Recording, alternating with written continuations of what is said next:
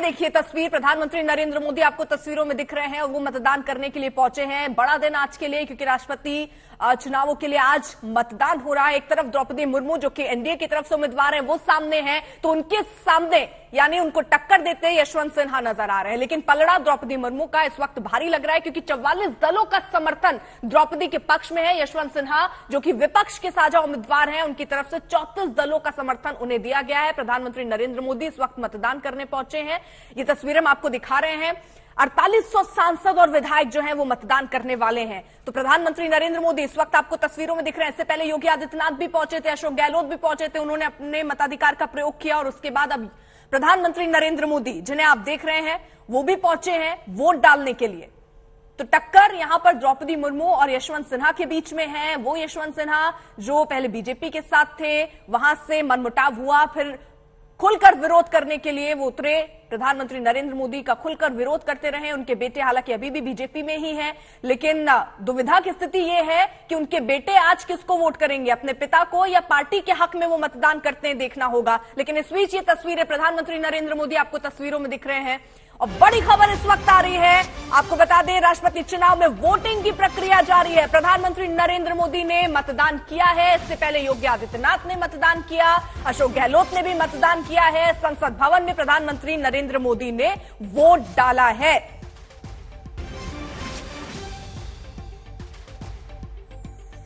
हिमांशु हमारे साथ लगातार मौजूद है, कोलकाता से अनुपम है हमारे साथ, लखनऊ से अभिषेक मिश्रा हमारे साथ मौजूद है। पल पल की अपडेट इससे जुड़ी हम तक पहुंचा रहे हैं। हिमांशु का जल्दी से रुख। हिमांशु, ये तस्वीर भी हमने सामने देखी, प्रधानमंत्री नरेंद्र मोदी पहुंचे और मतदान किया।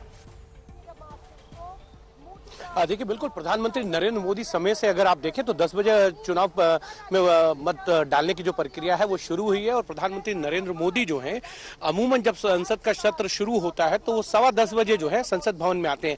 लेकिन आज राष्ट्रपति का चुनाव था, उसमें मतदान था, और मतदान से पहले वो जो है लगभग 9:30 बजे संसद भवन आए, वहां पे मीडिया से मुखातिब हुए, और उसके बाद जो है अब अपना मत जो है वो राष्ट्रपति चुनाव के लिए वो डालने जा रहे हैं। तो एक तरीके से आप देखिए कि कहीं ना कहीं भारतीय जनता पार्टी का जो कॉन्फिडेंस है कि उनकी जो उम्मीदवार है एनडीए की द्रौपदी मुर्मू, उसकी जीत को कैसे सुनिश्चित किया जाए, उसकी रणनीति अर्पिता आप भी बता रही हैं कि नाम घोषणा करने से पहले ही भारतीय जनता पार्टी ने बना ली थी। जो बात मैं पहले भी कह रहा था, ना सिर्फ एनडीए बल्कि गैर एनडीए के कई घटक दल और यूपीए के भी कई ऐसे घटक दल, उनको द्रौपदी मुर्मू का समर्थन मिला है। उसके लिए एक बड़ी तरीके से रणनीति जो है वो भारतीय जनता पार्टी ने बनाई और एक आदिवासी नेता के तौर पर जो है द्रौपदी मुर्मू को पेश किया। उन्होंने कहा कि पहली आदिवासी महिला जो है देश की राष्ट्रपति बनने जा रही है, जिसको लेकर ये देखा जाए तो जेएमएम ने भी, जो कांग्रेस के साथ झारखंड में सरकार चला रही है, उन्होंने भी कहा, क्योंकि उनकी पार्टी का जो बेस वोट बैंक है वो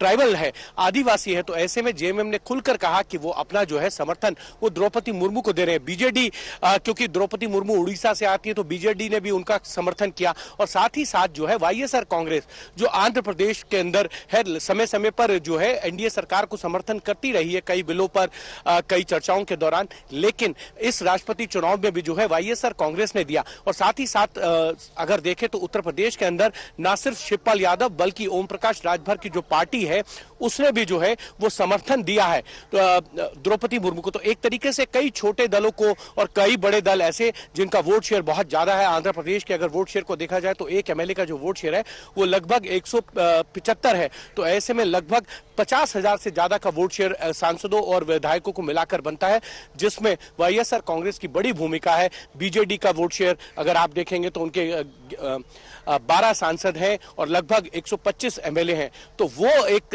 मजबूत तरीके से जो है वो एनडीए के पक्ष में जब गया, उसके बाद कई विपक्षी दलों ने भी जो है द्रौपदी मुर्मू को समर्थन दिया। तो कहीं ना कहीं भारतीय जनता पार्टी इस चीज को लेकर तो पहले ही निश्चित थी, उनको ये लग रहा था, विश्वास था कि द्रौपदी मुर्मू को लेकर वो कहीं उनको किसी तरीके की कोई दिक्कत नहीं होगी, क्योंकि एनडीए का जो वोट शेयर था वो 48.5 था। लेकिन उनको ये उम्मीद थी कि कई जो है यूपीए के घटक दल और गैर एनडीए और गैर यूपीए के घटक दल जो है वो द्रौपदी मुर्मू के समर्थन में आएंगे।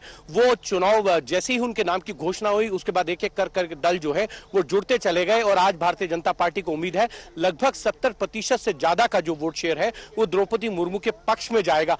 और एक चीज और मैं बता दूं, कई जगहों पर विपक्ष को ये शंका है कि कहीं उनके कई विधायक जो है वो क्रॉस वोट ना कर दें, इसीलिए उन्होंने ड्यूटीज लगाई हैं। और इसकी सबसे बड़ी अगर कहीं शंका नजर आती है तो वो उत्तर प्रदेश, आसाम के अंदर और जो है महाराष्ट्र में उनको शंका नजर आ रही है कि उनके विधायक जो है वो एनडीए की उम्मीदवार द्रौपदी मुर्मू के पक्ष में जो है वो वोट ना करें। और क्रॉस वोटिंग से बचने के लिए जो है उनको इस तरीके की कवायद करने पड़ रही है कि अपने विधायकों के ऊपर नजर रखने पड़ रही है, क्योंकि इसमें व्हिप जारी नहीं होता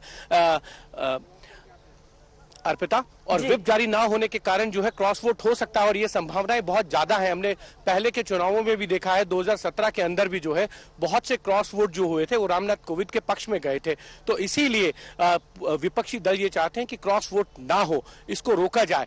इसीलिए उन्होंने अपने कई बड़े नेताओं की ड्यूटीज लगाई हैं, लेकिन फिर भी जो एनडीए के उम्मीदवार है उनके पक्ष में 70% जो है वो मत पड़ते हुए नजर आ रहे हैं। तो एक तरीके से कहा जा सकता है कि द्रौपदी मुर्मू की जीत जो है वो पक्की है। बस ये एक तरीके से अगर देखा जाए तो जो इलेक्शन है वो सिंबॉलिक हो रहा है, क्योंकि दो उम्मीदवार हैं यशवंत सिन्हा, और यशवंत सिन्हा ये बात कह रहे हैं अपनी तरफ से ही कि जो है वो दिल की आवाज पर जो है आप वोट डालिए। तो जब दिल की आवाज की कोई बात करता है तो उसको ये मालूम होता है कि उनके पक्ष में जो है वो जमीन पर जो है वोट नहीं है, और इसीलिए यशवंत सिन्हा जो है वो इस तरीके की अपील कर रहे हैं। दूसरी तरफ अगर हम देखें तो द्रौपदी मुर्मू ने जिस तरीके से पूरे देश भर में घूम के कैंपेन किया और उसके बाद उनको समर्थन मिलता चला गया, ये एक एनडीए के लिए बड़ी जीत होगी, क्योंकि पिछली बार उनको 65% से ज्यादा का वोट शेयर जो है वो मिला था। इस बार उन्होंने 70% से ज्यादा का टारगेट रखा है। मुझे लगता है कि वो कहीं ना कहीं जो है द्रौपदी मुर्मू के पक्ष में जरूर जाएगा। और उपराष्ट्रपति पद के लिए आज क्योंकि नामांकन करने जा रहे हैं जगदीप धनखड़, तो उसमें भी भारतीय जनता पार्टी चाहेगी कि इसी तरीके का जो है समर्थन उन्हें मिले। लेकिन इतना है कि उपराष्ट्रपति पद का जो चुनाव है उसमें भारतीय जनता पार्टी जगदीप धनखड़ को अकेले दम पर जिता सकती है, क्योंकि 788 टोटल वोट है लोकसभा और राज्यसभा के, उसमें भारतीय जनता पार्टी के पास जो है 394 वोट है, यानी कि बहुमत के आंकड़े से 3 वोट ज्यादा है। ऐसे में अगर एनडीए के सांसदों की संख्या को जोड़ दिया जाए तो वो बहुत बड़ी संख्या बन जाएगी। लगभग जो है 70% से ज्यादा का वोट शेयर जो है वो जगदीप धनखड़ के भी पक्ष में जाएगा। भारतीय जनता पार्टी की कोशिश है कि जिस तरीके से राष्ट्रपति के चुनाव में उन्होंने जो है यूपीए के घटक दलों को अपने साथ लेके आए, या जो वो दल है जो ना कांग्रेस का समर्थन करते हैं और ना ही जो है वो भारतीय जनता पार्टी के एनडीए का समर्थन करते हैं, वो भी जो है जगदीप धनखड़ के पक्ष में वोट करें। इसको लेकर भी भारतीय जनता पार्टी ने जो है अपनी रणनीति पर काम करना शुरू कर दिया है।